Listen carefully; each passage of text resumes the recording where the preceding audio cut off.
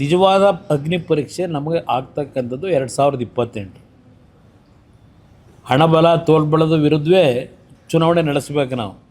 ನಾವು ಅವ್ರ ಮುಂದೆ ಆರ್ಥಿಕವಾಗಿ ಈಗಿನ ರಾಜಕೀಯದ ಒಂದು ವಾತಾವರಣ ಇದೆಯಲ್ಲ, ಅವ್ರಿಗೆ ಸರಿಸಾಟಿಯಾಗಿ ನಾನು ನಿಲ್ತೀನಿ ಅಂತಕ್ಕಂಥದ್ದು ಏನು ಭ್ರಮೆ ಇಲ್ಲ ನನಗೆ.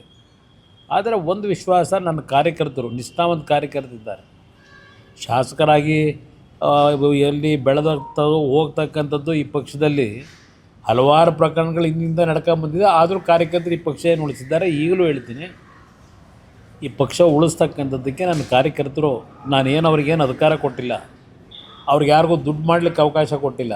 ಅಂಥ ಕಾರ್ಯಕರ್ತರೇ ಇನ್ನೂ ಈ ಪಕ್ಷದಲ್ಲಿ ಉಳ್ಕೊಂಡಿರ್ತಕ್ಕಂಥದ್ದು. ಇಲ್ಲಿ ಕಾರ್ಯಕರ್ತರ ದುಡಿಮೆ ಮೇಲೆ ಬಂದು ಕೆಲವರು ಪಾಪ ಅವರವರ ವೈಯಕ್ತಿಕವಾದಂಥ ನಿರ್ಧಾರಗಳು ಮಾಡ್ಕೊಂಡು ಏನು ಹೋಗ್ತಾರೆ. ನನಗೆ ನೆನ್ನೆ ಚುನಾವಣೆಯಲ್ಲಿ ಯಾರು ಕ್ರಾಸ್ ಔಟ್ ಮಾಡಿದ್ದಾರೆ ನನ್ನ ಹತ್ರ ಸಂಪೂರ್ಣ ಮಾಹಿತಿ ಇದೆ, ಸಂಪೂರ್ಣವಾದ ಮಾಹಿತಿ ಇಟ್ಕೊಂಡಿದ್ದೇನೆ. ಅದರಿಂದ ನಾನೇನು ವಿಚಲಿತನಾಗಿಲ್ಲ.